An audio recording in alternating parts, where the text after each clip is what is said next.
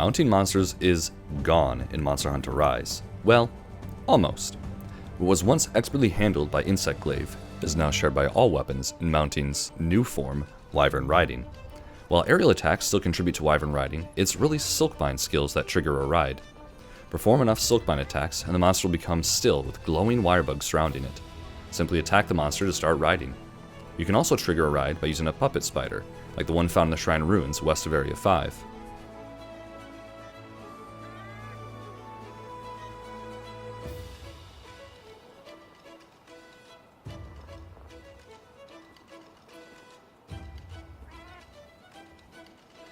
Having a monster attack another by luring it over with a stink mink is pretty effective, or slamming a monster into another will often trigger a ride. At least in the demo, Wyvern Riding can occur once every 10 minutes, which is a pretty long cooldown unfortunately, and it also comes with a caveat of subsequent rides having a higher threshold, requiring more Silkbind attacks or other triggers to build up and activate a ride. While riding, you are limited by a timer which will automatically kick you off when depleted. Getting hit by other monsters reduces this timer. During your ride, you can move the monster by holding R. Try to bring it to another monster if you want to deal some damage. You can perform light and heavy attacks with X and A. Each attack that hits a large monster will fill up the riding gauge. Once this is filled, you can unleash a powerful attack that is guaranteed to topple over the opposing monster by pressing X and A together. While moving or performing an action, you can spend wirebug charges to use an emergency evade by pressing B in a direction with the left stick, which will recover your riding monster's mobility and evade any incoming attacks.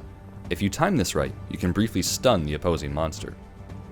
Alternatively, you can launch a monster at a wall to deal damage to itself. Immediately recover after a wall slam with B using a wirebug charge. You can chain wall slams so long as you have wirebug charges to recover, up to 4 slams. Be mindful though, that you only have 5 seconds after a wall slam to perform another wall slam, or you'll be thrown off. You can also slam a monster into another monster, contributing to its riding threshold.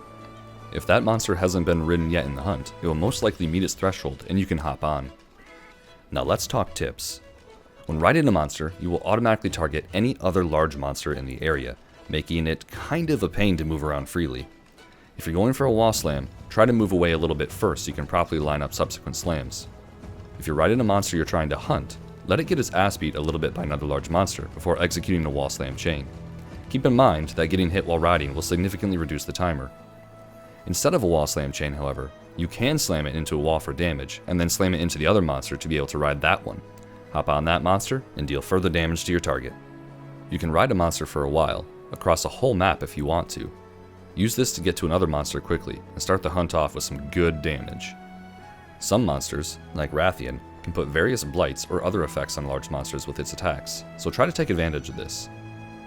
Mounted Punishers can be activated immediately, regardless of your monster's current state, and will automatically target the opposing monster.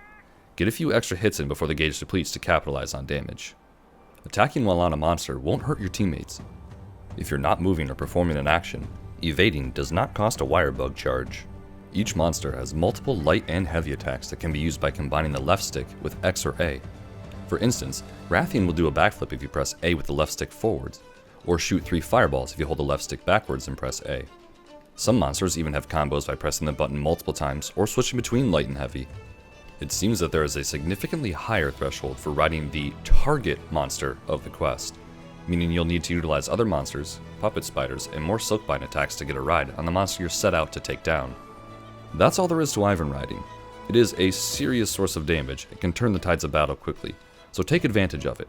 Until next time, I'm VT, and happy hunting.